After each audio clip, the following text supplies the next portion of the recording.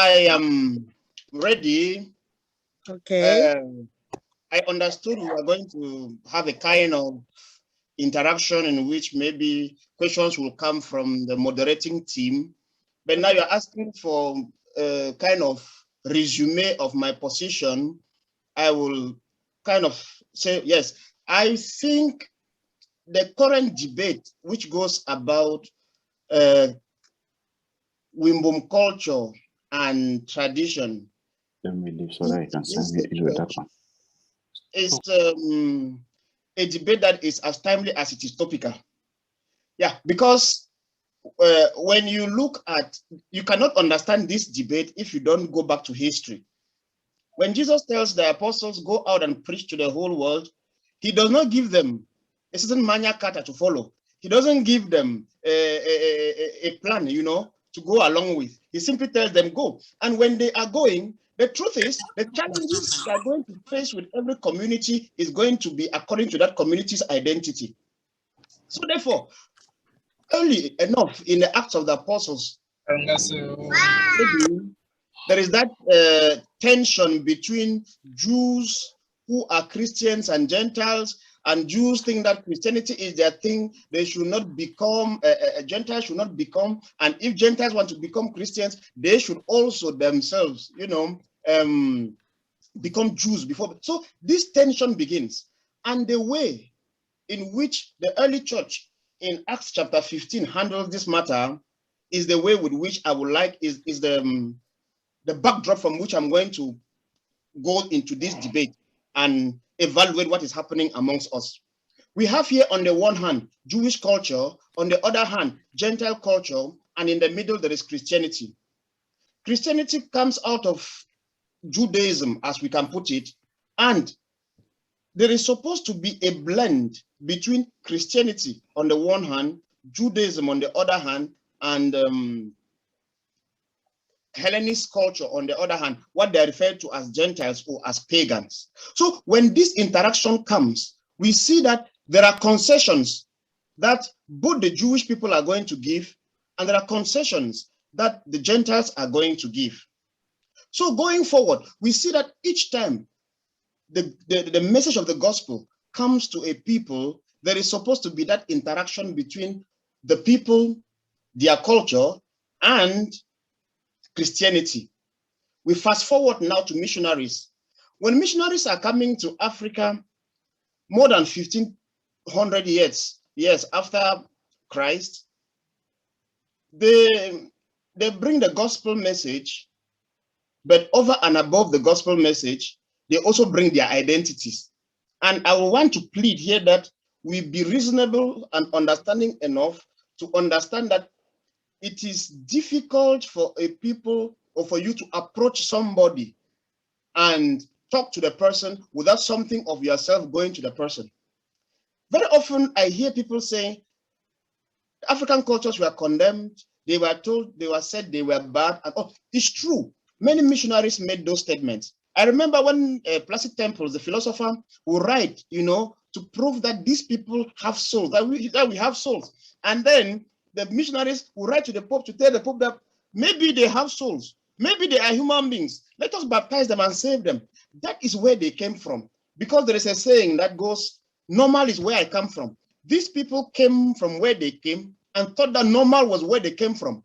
And faced with the multiplicity of African traditional religious activities, they are caught up and they declare everything they do not understand as bad. Today now, we have Mbum people who are priests. We have Mbum people who are pastors. And the question which this debate is supposed to ask to take us through is, me, I don't believe that this debate is to either Christianity or Mbum culture. I don't believe that that's the point of the debate. My point, which I'm presenting here, is that both can go together if we harness, if we sharpen them well, and if we make a good understanding, because as two cultures, they can interact with each other. Therefore, when I am a Catholic priest, and I'm sorry, I will do a lot of reference. When I talk, I'm talking like a Catholic because I know what I'm talking about. When the church discovers that missionary activity is evolving and not the best, they go back to the drawing board. 1962, 1965, they go to the Second Vatican Council, in which they sit down and discuss these things, and they begin to say, hey, let us allow Africans to form an African church. Even when we go there as missionaries, let us form an African church. Let us form a South American church. Let us form an Asian church. Let us not impose an image of church, which we have where we are coming from, on them. Father, you have 1 more minute. Thank you. No, okay. It is in this backdrop that from 1962-65, during the Vatican Councils and today, the church has taken a shift. And this shift is more of how do we make the gospel message our message? In other words, how can I be a Christian and be a Mbum man? How can I be a Mbum man, authentic Mbum man, and be a Christian? It is possible, because what we call our culture and tradition, it is created by God, just like Christianity is created by God. But we know that there are so many little things that we add inside, which are because of human weakness, which we can purify along the way. And so my position in this debate is not whether one or the other is correct, but that given where we are standing now, going forward, how can we make sure that Christianity and Mbum culture exist together peacefully? And I am very convinced, I am certain it can work. Thank you. Thank you so much, Father Andy. I apologize to the panelists in advance. I did not realize that it hadn't been communicated to the panelists that they would have opening statements that could go up to 5 minutes. My apologies. We assumed that that was communicated, but nevertheless, we're going to carry on, and we would then go back and redirect and iterate and give questions so that we can open up the discussion. Thank you so much, Father Andy. We're going to go now to I'm going to change the order a little bit, Dr. Nfor, because you lost your place in line when we couldn't get to you. I'm going to go to Tamfu Edison, and he would speak. And I mean, there is no obligation to speak, and there's no obligation to speak for 5 minutes either. If any of the panelists wasn't prepared to give a 5-minute opener, we can go on, and then we'll have a lot of time to discuss in a very open manner when the panelists ask questions or they raise their hands to voice their opinion. So I'm going to go to Tamfu Edison to present his 5 minutes opener. Thank you. Thank you, Mayengi. Or am I making a mistake? No, you're fine. Thank you. Thank you very much. I enjoy your inputs at the level of the Mbum Culture Project. I think I salute everybody in the house. I salute the moderators and my fellow panelists and the rest of the audience. We have a burning issue at hand that is affecting the day-to-day life of a Mbum person living most especially back home. We are talking about the relationship between the Mbum tradition and culture and religion. By the Mbum tradition and culture, I understand that it is the way the Mbum man sees things, the way the Mbum man does things, the way the Mbum man lives within his prime environment, that is Kula. The way he lived before the missionaries came, the way he lived with the missionaries, the way he lives with Christians, the way he lives with Muslims today. Which means I do not want to understand this debate as, you know, a relationship between Mbum culture and tradition and Christianity. I'm approaching it from a perspective of the relationship between Mbum culture and tradition and religion, which encompasses Christianity. When I'm talking about Christianity, I'm looking at Catholicism, I'm looking at Protestantism, I'm looking at Pentecostalism, and equally Islam, because these are two fundamental religions that are present within the Mbum setup. That said, it has been noticed of recent, as one of the moderators rightly presented, that nowadays we are seeing some cultural traits or some cultural practices in church. And we are asking the questions, why is it that the church has decided to inculcate these practices that yesterday the church considered as satanic, that the church castigated and considered as belonging to the devil?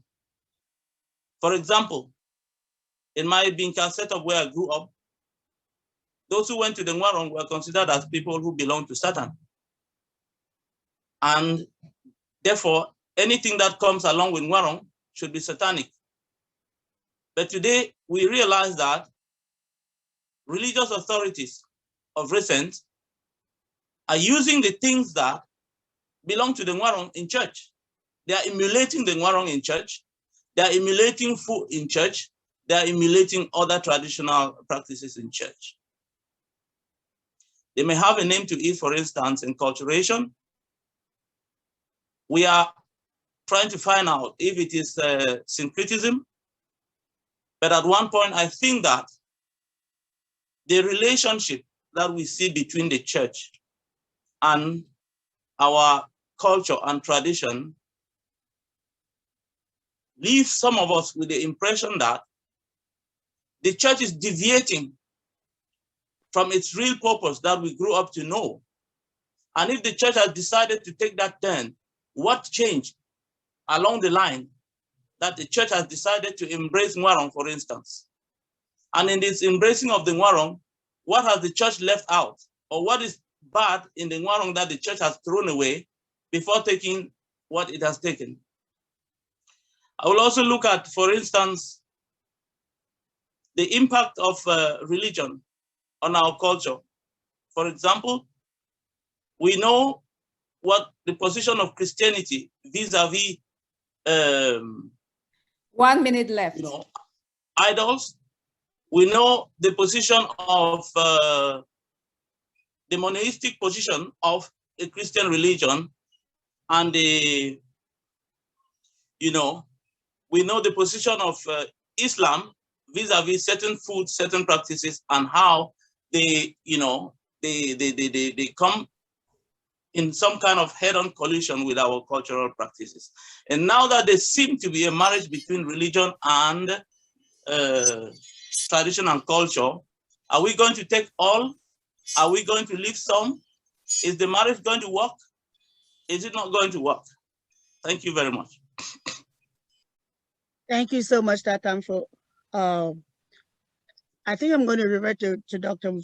Nfor, and it's the couple of questions that were raised both by Reverend Fadandi and Tamfu, and you in the unique position to either address some of them or to speak if you had original thoughts, but you have 5 minutes, and so it's up to you to figure out how to present. Yeah. You're on mute. Am I okay now? Yes. All right. First of all, I want to apologize that I was not there at the beginning. I was still having technical problems, but I'm glad that I'm here. I have much that I would have wanted to say. I will see what to say in 5 minutes. So I will not address those issues directly now, but we'll do them with time. I think that what is happening is that there is change. And whenever there is an environmental change, there must be a pressure on what has been to adjust to the new change. And there are many factors that are responsible for this change, but what we are addressing today, of course, is Christianity. Well, I must say it's a little unfortunate that even within the Christian fold, we do not have exactly the same ideas. We are not looking at it from the same perspective, which creates its own problem. But generally speaking, I speak from my own perspective to say that what is happening is that Mbum people who have become Christians and who have a right to the culture that belongs to them are seeking a way, in our own perspective, of seeing how Mbum culture can be enjoyed by the Christian and be good. Yes, the missionaries came and said everything was bad, and we accepted it, but they didn't understand our culture. We are understanding it more and more as we are studying, and seeing that, yes, there are some things that are not the best, but it's not everything that is bad. You don't throw away the baby with the bathwater. So our question is, how can we be biblically sound and culturally relevant?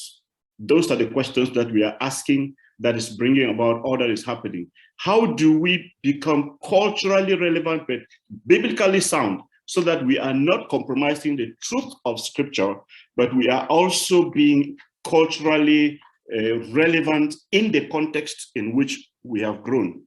I want to say that as a Mbum person who has become a Christian, we have a right to the tradition.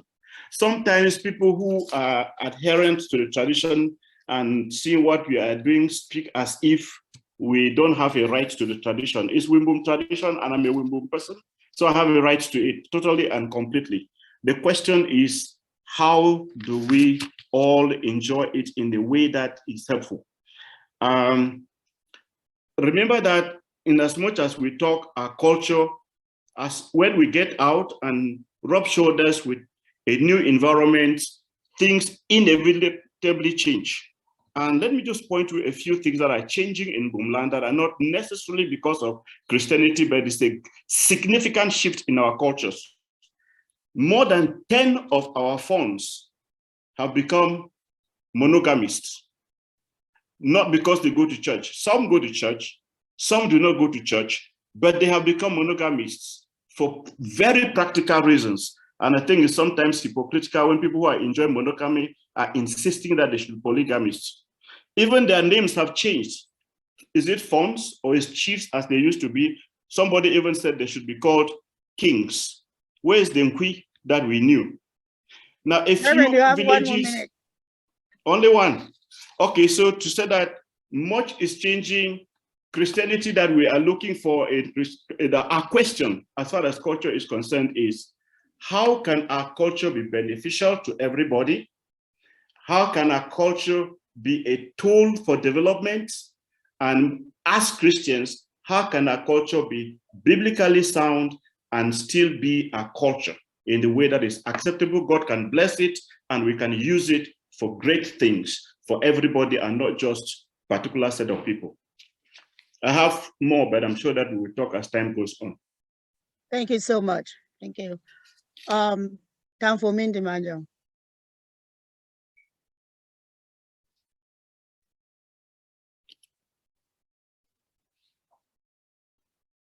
Tamfu on mute.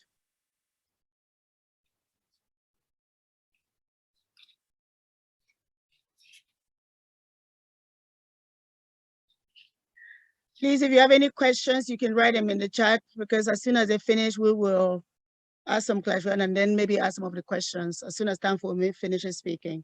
So if you have any questions, please type them in the comment box. Yeah, I hope you return the balance of my time. Okay, I'll give you 1 minute. Yeah, I was thanking all present, including the moderators and including my fellow panelists, for the opportunity that is mine to say one or two things. I appreciate what Program Padanji started off saying. Yeah, I think he and I have met elsewhere about similar or some of these things. I'm going to look at it from a historical perspective. And in looking at it from a historical perspective, I will also look at it from the perspective of who we are as Mbum people and how we respond to circumstances or to change as Mbum people. The issue of our culture, our tradition, and the church will historically go back to our contact with foreign religion. It's not really a very new phenomenon, except that presently it is taking a dimension that calls for concern. And that concern is for us to educate ourselves on how we can go about this in ways that, as a people with a culture and tradition, all of that is not drowned willy-nilly, including how that culture and that tradition saved us before, is saving us now, and probably will save us tomorrow. We are having this presentation or this discourse on the eve of the passing away of the Queen of England. People who have been keen following up with the program relating to the passing of the Queen of England will find certain aspects. Like the other day, there was this procession, and then there were people with some funny feathers. Yeah, the feathers were not really as bright as mango, as beautiful as mango. But for some particular reason, maybe those feathers had to be there. And to me, they look like feathers that could have come maybe from a kanko, which of course is not a very great bird in terms of our Mbum perspective. Those feathers could probably have been from a karankwi, which again is not a bird of great honor within our, but those feathers were there, and for reasons. And they might have been there for centuries. So I'm saying that, yeah, maybe let's assume that the English brought Christianity to us. But back in their own culture, they have that which they have maintained for centuries with reason. And we have to understand that to be able to know that which we should return in the advancement of our own culture. And we have to do that by acknowledging the ignorance of the missionaries when they came, and the ignorance— 1 minute left. And the ignorance that we have borrowed from them and are advancing, maybe much more than them. And when I say we are advancing much more than them, I want to bring the example of the Nfor. The Nfor actually was brought back to come from America, not because our father-in-law, Mr. Nkwine, was a keen visitor to museums and found Nfor there. Nfor actually was discovered by the son of a missionary who realized that that particular artifact came from Com and is a sacred artifact. So the missionary actually advocated for the Nfor to go back to where it is considered sacred. In Tala, as a matter of fact, because we have the ignorance of not pursuing or taking cognizance of things that are pertinent to us and relevant to us. The Basel Mission Church, which became the Presbyterian Church and is the oldest church in Tala, history has it that it was the fount of Tala on a visit to Mbisa that discovered Basel Mission Church there and brought the Basel Mission Church to Tala. Nformi, can you run off, please? Thank you. Brought the church to Tala, and actually the church began in the palace before moving to its present site. So that's a credit to the fund, and there is no church that began anywhere in history, especially in our area, without the involvement of the fund, because the missionaries had to acquire the land from somebody. And that land certainly could have been acquired from traditional authority. Yeah, so with time, we will get into some of. Thank you, Tamfu. Thank you.